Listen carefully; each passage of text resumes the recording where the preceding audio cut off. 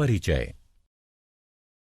Arun, plug में कील मत डालो, तुम्हें बिजली का झटका लग जाएगा। क्यों सर? इस कील पर जंग लगा हुआ है और यह हमारे किसी काम की नहीं है। भले ही इस पर जंग लगा हुआ है, परंतु यह धातु है और धातु विद्युत की सुचालक होती है। यदि तुम इसे प्लग में लगाओगे तो तुम्हें झटका लगेगा। अरे, फिर तो आपने मुझे बचा लिया। बच्चों, इस अध्याय में हम धातुओं व अधातुओं, उनके भौतिक व रासायनिक गुणधर्मों, उनकी प्राप्तियां तथा उनके संक्षारण के विषय में जानेंगे।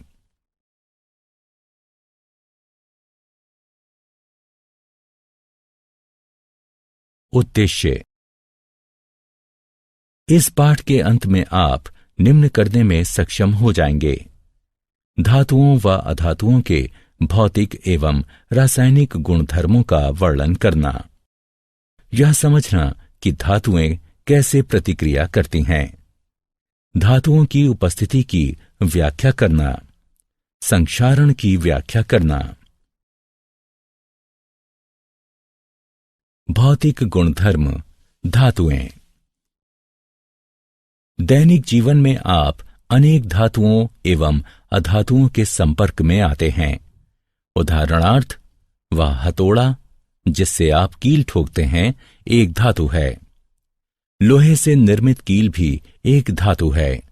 आइए धातुओं के भौतिक गुणधर्मों पर दृष्टि डालते हैं। धातुओं के भौतिक गुणधर्म निम्नलिखित हैं। भौतिक अवस्था। धातुएं कमरे के तापमान पर ठोस होती हैं।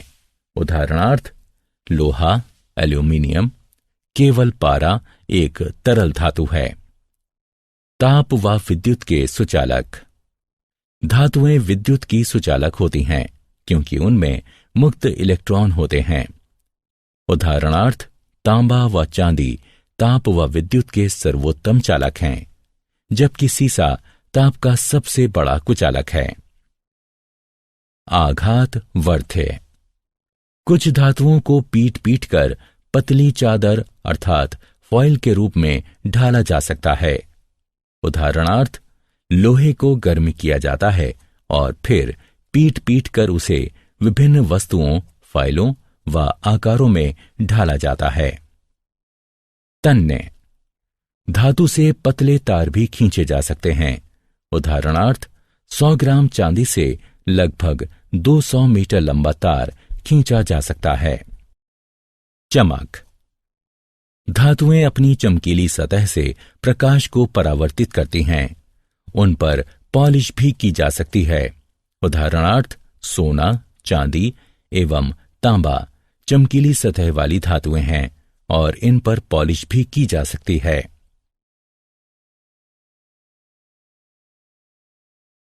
भौतिक गुणधर्म अधातुएं। आइए अब अधातुओं के भौतिक गुणधर्मों की बात करते हैं। भौतिक अवस्था। अधातुएं कमरे के तापमान पर ठोस, द्रव अथवा गैसीय अवस्था में पाई जाती हैं। गैस ऑक्सीजन, क्लोरीन, फ्लोरीन, द्रव ब्रोमीन व ठोस कार्बन। अनाघात वर्ध्य व अतन्य। अधातुएं भंगुर होती हैं तथा उनसे ना तो तार बनाए जा सकते हैं और न ही उन्हें पीटकर पतली चादर के रूप में ढाला जा सकता है। ऊष्मा एवं विद्युत की कुचालक।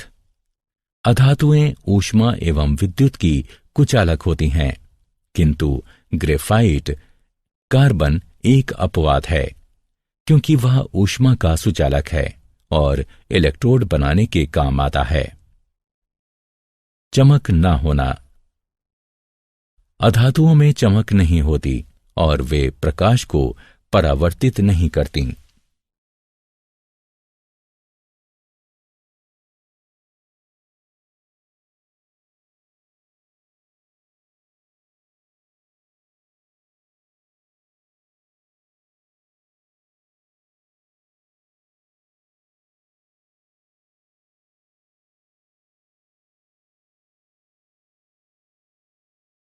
क्या आप जानते हैं, धातुएं कमरे के तापमान पर ठोस होती हैं। इसका केवल एक अपवाद है, पारा, जो कि द्रव है।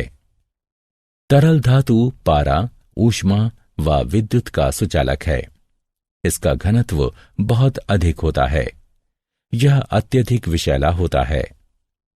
अधातुएं विद्युत की कुचालक होती हैं, तथापि ग्रेफाइट, जो कि कार्बन का एक रूप है, विद्युत का सुचालक है। धातुओं के रासायनिक गुणधर्म। अब धातुओं के कुछ रासायनिक गुणधर्मों पर दृष्टि डालते हैं। इन गुणधर्मों में धातुओं की अन्य तत्वों जैसे वायु, जल, अम्लों तथा अन्य धातु लवणों के साथ अभिक्रियाएं भी सम्मिलित हैं। वायु के साथ अभिक्रिया। जब धातुएं वायु के संपर्क में आती हैं तो वे धातु ऑक्साइड निर्मित करती हैं। कुछ ऐसी धातुएं भी हैं जिनमें अम्लीय व क्षारकीय दोनों ही प्रकार के गुणधर्म पाए जाते हैं। ऐसी धातुओं को उभयधर्मी ऑक्साइड कहते हैं। जल के साथ अभिक्रिया। जब धातुएं जल के संपर्क में आती हैं तो वे धातु हाइड्रोक्साइड तथा हाइड्रोजन निर्मित करती हैं। धातुएं जल को धातु हाइड्रोक्साइड विलयन बनाती हैं। अम्लों के साथ अभिक्रिया। लवण व हाइड्रोजन बनाने के लिए धातुएं तनु अम्लों के साथ अभिक्रिया करती हैं। यह अभिक्रियाशीलता प्रत्येक धातु की भिन्न भिन्न होती है। तथापि जब धातुएं नाइट्रिक अम्ल के साथ अभिक्रिया करती हैं तो हाइड्रोजन गैस नहीं बनाती, क्योंकि यह अम्ल एक प्रबल ऑक्सीकरण करता है। अन्य धातु लवणों के विलयनों के साथ अभिक्रिया। एक अधिक अभिक्रियाशील धातु एक कम अभिक्रियाशील धातु को उसके लवण विलयन से स्थानांतरित करती है। सरल शब्दों में कहें तो यदि धातु आ धातु बा को उसके विलयन से विस्थापित करती है तो धातु आ धातु बा की अपेक्षा अधिक अभिक्रियाशील है। तथापि सभी धातुएं अभिक्रियाशील नहीं होती। इस अभिक्रिया में कॉपर सल्फेट में मौजूद तांबे को जस्ता यानी जिंक विस्थापित कर देता है।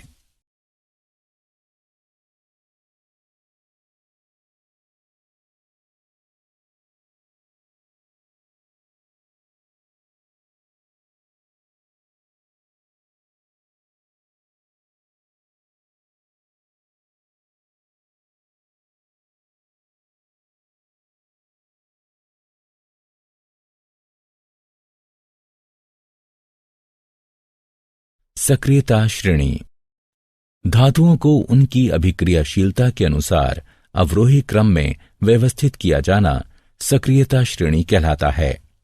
इसका प्रयोग धातुओं की वायु, जल एवं अम्लों की अभिक्रियाओं की जानकारी का संक्षिप्तीकरण करने में किया जाता है।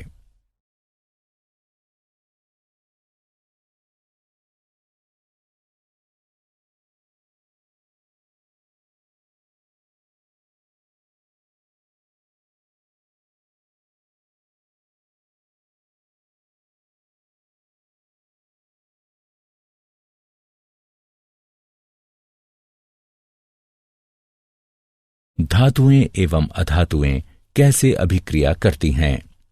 धातु के परमाणुओं के वाह्यतम कोश में 1 से 3 तक इलेक्ट्रॉन होते हैं, जबकि अधातु के परमाणुओं के वाह्यतम कोश में 4 से 8 तक इलेक्ट्रॉन होते हैं। अपवाद। इस नियम के 2 अपवाद हैं, हाइड्रोजन तथा हीलियम। इलेक्ट्रॉन का त्याग करने वाली धातुएं त्यागे गए इलेक्ट्रॉनों की संख्या के बराबर धनावेश अर्जित करती हैं तथा अधातुएं स्वीकारे गए इलेक्ट्रॉनों की संख्या के बराबर इलेक्ट्रॉन व ऋणावेश अर्जित करती हैं। जब धातु का कोई परमाणु 1, 2 या 3 इलेक्ट्रॉन अपने संयोजकता कोश से किसी अन्य अधातु परमाणु को देता है, जो कि उन इलेक्ट्रॉनों को स्वीकार किए जाने की क्षमता रखता हो तो उसे वैद्युत संयोजकता कहा जाता है। इसके परिणाम स्वरूप ये दोनों ही परमाणु एक निष्क्रिय गैस का ढांचा निर्मित करते हैं। किसी तत्व के परमाणु से अन्य तत्व के परमाणु में इलेक्ट्रॉनों का स्थानांतरण आयनिक यौगिक कहलाता है।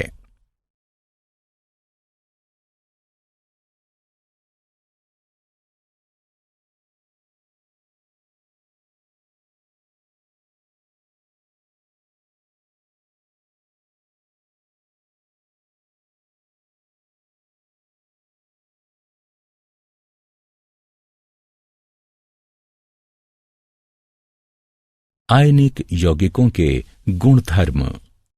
आइए आयनिक यौगिकों के कुछ गुणधर्मों पर दृष्टि डालते हैं। भौतिक प्रकृति। आयनिक यौगिक कठोर ठोस होते हैं क्योंकि धनात्मक एवं ऋणात्मक आयनों के मध्य आकर्षण बल अत्यंत प्रबल होता है। ये यौगिक भंगुर होते हैं तथा दबाव डाले जाने पर टूट जाते हैं। गलनांक एवं क्वथनांक। प्रबल अंतर आयनिक आकर्षण को तोड़ने के लिए आवश्यक ऊर्जा की पर्याप्त मात्रा के कारण आयनिक यौगिकों का गलनांक एवं क्वथनांक उच्च होता है। घुलनशीलता। आयनिक यौगिक जल में घुलनशील तथा विलायकों में अविलय होते हैं, जैसे पेट्रोल आदि। विद्युत चालकता। आयनिक यौगिक जब ठोस अवस्था में हों तो विद्युत संचालन नहीं करते, क्योंकि कठोर संरचना के कारण आयनों की गति संभव नहीं होती। किंतु आयनिक यौगिक जब गलित अवस्था में हों तो विद्युत चालकता संभव है, क्योंकि गलित अवस्था में विपरीत आवेश वाले आयनों के मध्य स्थिर वैद्युत आकर्षण बल ऊष्मा के कारण कमजोर पड़ जाता है। इससे आयन स्वतंत्र रूप से गति करने तथा विद्युत संचालन करने लगते हैं।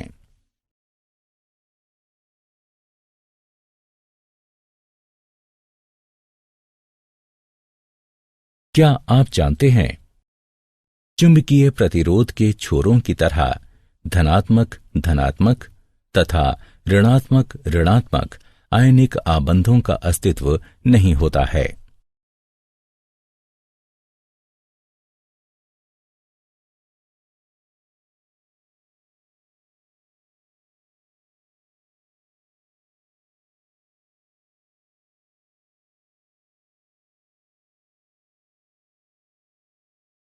धातुओं की प्राप्ति, धातुओं एवं अयस्कों का निष्कर्षण। धरती धातुओं का सबसे बड़ा स्रोत है, तथापि सागर के जल में भी कुछ विलय लवण होते हैं। खनिज ऐसे तत्व अथवा यौगिक हैं जो भूपर्पटी में प्राकृतिक रूप से उपस्थित रहते हैं। कभी कभी खनिजों में धातु की प्रतिशतता बहुत अधिक होती है, उनसे इसे निष्कर्षित किया जा सकता है। ऐसे खनिजों को अयस्क कहते हैं। अयस्क वे अशुद्ध धातुएं हैं जिनमें बालू व पथरीले द्रव्य बड़ी मात्रा में होते हैं। अयस्कों की ये अशुद्धियां गैंग कहलाती हैं। अयस्कों से धातु निष्कर्षित करने से पूर्व इन अशुद्धियों को दूर करना होता है। जब अशुद्धियां दूर हो जाती हैं तो अयस्क सांद्र अवस्था में आ जाते हैं। अयस्कों की इस सांद्रता को अयस्कों का समृद्धिकरण भी कहते हैं।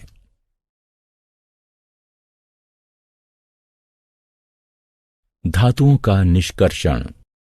धातुओं को जब उनके अयस्क से पृथक कर दिया जाता है तो वे अपनी अभिक्रियाशीलता के आधार पर वर्गीकृत की जाती हैं। अभिक्रियाशीलता के अनुसार धातुओं का वर्गीकरण विभिन्न समूहों में किया जाता है, जो कि निम्नलिखित है। सक्रियता श्रृंखला में नीचे आने वाली धातुओं का निष्कर्षण। जो धातुएं सक्रियता श्रृंखला में नीचे होती हैं वे बहुत ही अनअभिक्रिय होती हैं। इन धातुओं के ऑक्साइड केवल गर्म करने से ही धातुओं में अपचयित हो जाते हैं। सक्रियता श्रृंखला के मध्य में स्थित धातुओं का निष्कर्षण। जो धातुएं सक्रियता श्रृंखला के मध्य में होती हैं वे मध्यम अभिक्रियाशीलता वाली होती हैं। ये धातुएं प्रकृति में सामान्यतः सल्फाइडों या कार्बोनेटों के रूप में पाई जाती हैं। ऑक्साइड से धातु प्राप्त करना अधिक सरल है, इसलिए पहले इन धातुओं को उनके ऑक्साइडों में परिवर्तित करने की आवश्यकता होती है। अतिरिक्त वायु की दृढ़ उपस्थिति में तापन के द्वारा सल्फाइड अयस्कों को रूपांतरित करने की प्रक्रिया को भर्जन कहा जाता है। सीमित वायु की सुदृढ़ उपस्थिति में तापन के द्वारा कार्बोनेट अयस्कों को रूपांतरित करने की प्रक्रिया को निस्तापन कहा जाता है। सक्रियता श्रृंखला में सबसे ऊपर स्थित धातुओं का निष्कर्षण। जो धातुएं सक्रियता श्रृंखला में उच्च होती हैं वे अति अभिक्रियाशील होती हैं तथा कार्बन के साथ गर्म किए जाने पर उनके यौगिकों से प्राप्त नहीं की जा सकती, क्योंकि वे धातुएं कार्बन की अपेक्षा ऑक्सीजन के प्रति अधिक बंधुता रखती हैं। ये धातुएं विद्युत अपघटनी अपचयन के द्वारा प्राप्त की जाती हैं।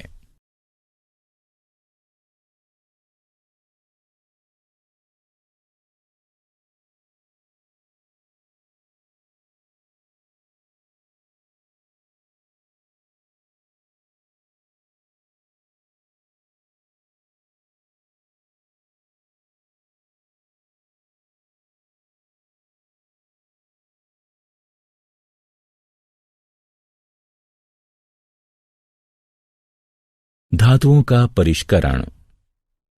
अपचयन प्रक्रिया द्वारा उत्पन्न धातुएं शुद्ध नहीं होती, उनमें अशुद्धियां बची रहती हैं, जिनको दूर किया जाना शुद्ध धातुएं प्राप्त करने के लिए अत्यंत आवश्यक होता है। अशुद्ध धातुओं को परिष्कृत करने के लिए सर्वाधिक प्रचलित विधि विद्युत अपघटनी परिष्करण है। अनेक धातुओं का परिष्करण विद्युत अपघटन द्वारा किया जाता है। अशुद्ध धातु को एनोड तथा शुद्ध धातु की पतली परत को कैथोड बनाया जाता है। धातु के लवण विलयन का उपयोग विद्युत अपघट्य के रूप में होता है। विद्युत अपघट्य से धारा प्रवाहित किए जाने पर एनोड पर स्थित अशुद्ध धातु विद्युत अपघट्य में घुल जाती है। इतनी ही मात्रा में शुद्ध धातु विद्युत अपघट्य से कैथोड पर निक्षेपित हो जाती है। विलय अशुद्धियां विलयन में चली जाती हैं, जबकि अविलय अशुद्धियां एनोड तली पर निक्षेपित हो जाती हैं। इन्हें एनोड मड कहते हैं।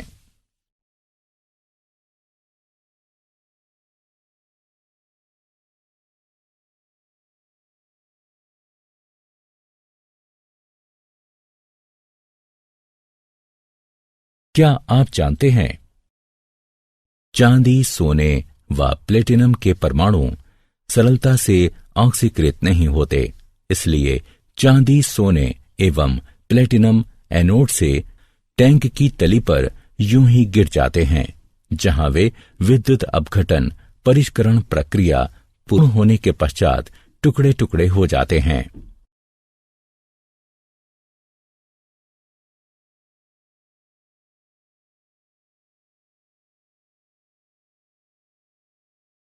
संक्षारण। रासायनिक रूप से सक्रिय धातुएं वायु में उपस्थित आर्द्रता के कारण संक्षारित हो जाती हैं।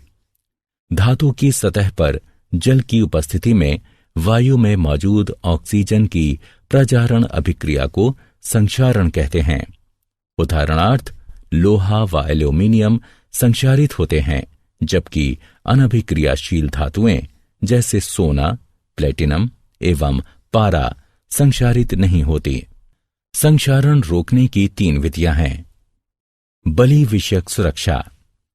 इसमें अधिक अभिक्रियाशील संरक्षित होने वाली धातु को प्रचारित किया जाता है तथा संरक्षित हो चुकी धातु को अविकल छोड़ दिया जाता है।